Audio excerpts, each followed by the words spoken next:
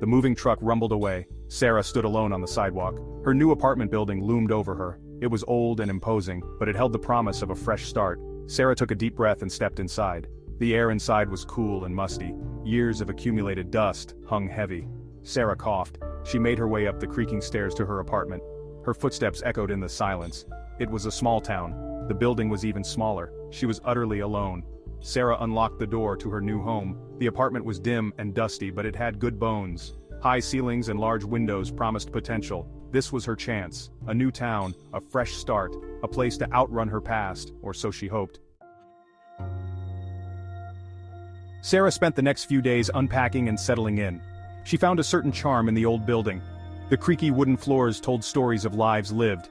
The old fireplace whispered of cozy nights long ago. She furnished the apartment with thrift store finds and family heirlooms. Slowly, she began to make the space her own. The fear and uncertainty she'd carried with her began to fade, replaced by a cautious hope. One evening as the sun began to set, Sarah stood at her living room window. The golden light cast long shadows across the street. Her apartment faced another building, identical in age and design. The windows across from hers were dark and empty, except for one. In that window, she saw her. A woman stood still, almost spectral in the fading light. Her silhouette was stark against the window's dim glow. Sarah felt a chill. The woman seemed to be staring directly at her.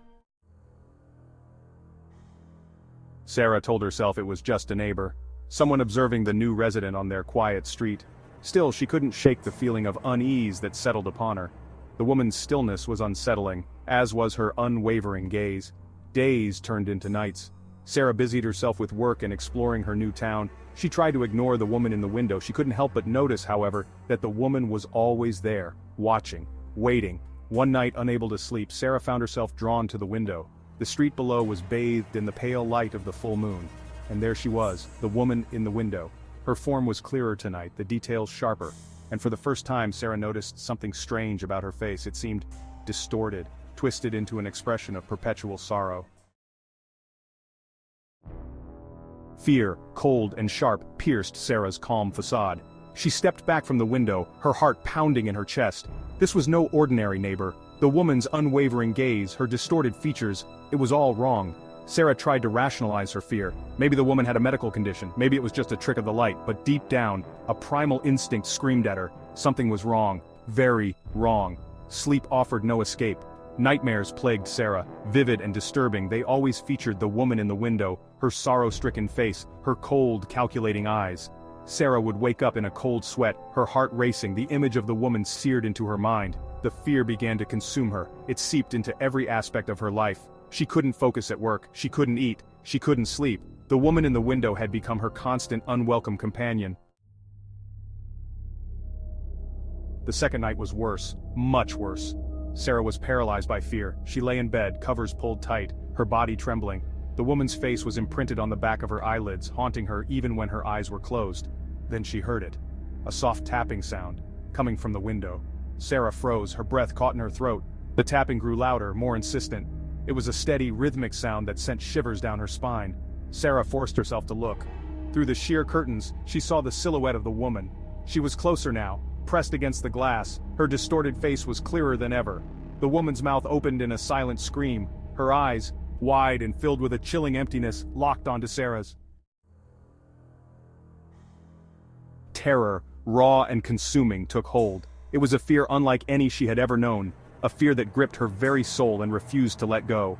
Sarah screamed, a desperate primal sound that echoed in the silence of her small apartment. Her voice seemed to bounce off the walls, amplifying her terror. She scrambled back from the window, her heart pounding against her ribs. The tapping stopped, but the silence that followed was even more terrifying. The woman was gone, but the image of her face contorted in that silent scream remained etched in Sarah's mind. It was a face she would never forget, a face that haunted her every thought. The fear was a living thing now. It coiled around her, squeezing the air from her lungs. She felt as if she were being suffocated by an invisible force. Sarah spent the rest of the night huddled on her bed, her back pressed against the wall. She clutched her knees to her chest, trying to make herself as small as possible. Every creak of the floorboards, every sigh of the wind against the window, sent a fresh wave of terror through her. She jumped at every sound, her nerves frayed and on edge. She was trapped in her own home.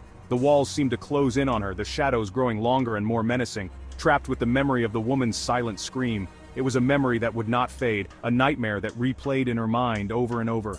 The morning light brought little comfort. It was a weak, pale light that did nothing to dispel the darkness that had taken root in her heart. The fear lingered, a heavy weight in the pit of her stomach. It was a constant reminder of the terror she had experienced, a terror that refused to let go. Sarah knew she couldn't stay here. She had to leave, had to escape the memories that haunted her. She packed her bags hastily, her hands shaking with fear and determination. She had to get out. She couldn't spend another night in this place, couldn't endure another moment of the terror that had taken hold of her. She had to escape the woman in the window. The memory of that face, that silent scream would follow her, but she hoped that distance would dull its edge. Desperate, Sarah confided in her neighbor, Mrs. Henderson, a kind, elderly woman who lived downstairs. She told her everything, about the woman in the window, the distorted face, the silent scream, the tapping on the glass. Mrs. Henderson listened patiently, her eyes filled with a mixture of concern and pity.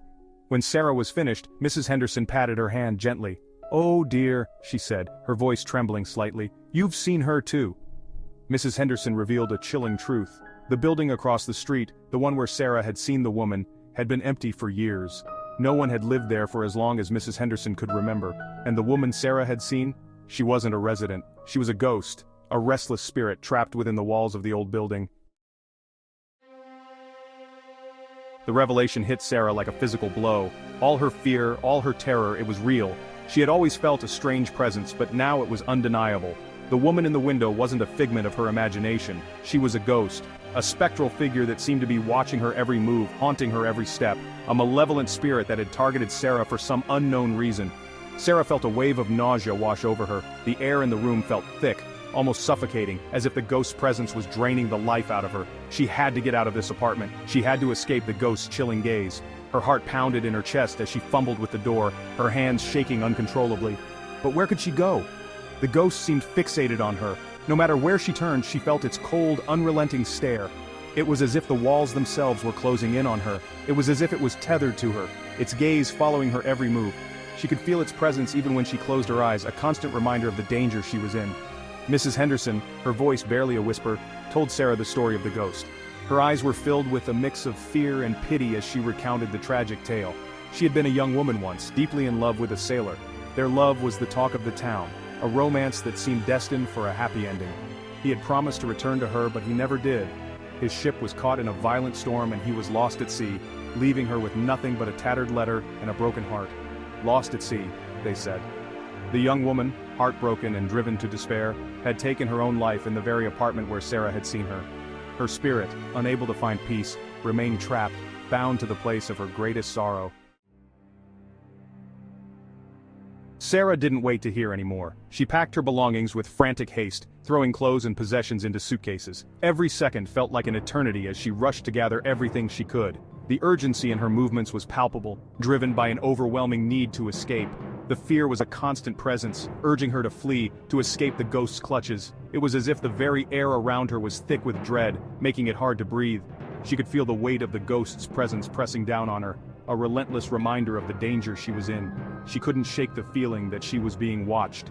Every creak of the floorboards, every rustle of the curtains seemed to signal the ghost's approach.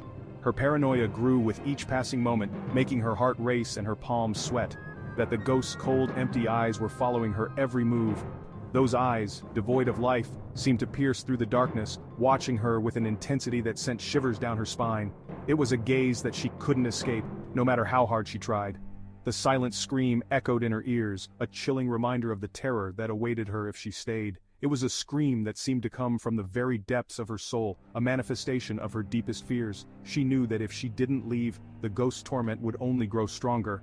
With Mrs. Henderson's help, Sarah found a new apartment. Mrs. Henderson, a kind and understanding neighbor, had seen the fear in Sarah's eyes and offered her assistance without hesitation. Together, they moved Sarah's belongings, each box a step closer to freedom, one that didn't face a building with a haunting past. The new apartment was a stark contrast to the old one, with its bright, welcoming atmosphere and the promise of a fresh start. It was a place where Sarah hoped she could finally find peace, one where she hoped she could finally escape the ghost's chilling gaze. As she looked out of the window, she allowed herself a small, hopeful smile. The future seemed a little brighter, and the shadows of the past began to fade. As she left the old building for the last time, she cast one final, fearful glance at the window across the street. The memories of the ghost still lingered, but she was determined to move forward. She knew that she couldn't let the past control her any longer. It was empty, of course. The window, once a source of terror, now seemed just like any other. But the emptiness held a different kind of fear, one that was rooted in the unknown. But in her mind's eye she could still see her, the ghostly figure that had haunted her dreams and waking moments. It was a vision that she couldn't easily forget, no matter how far she ran.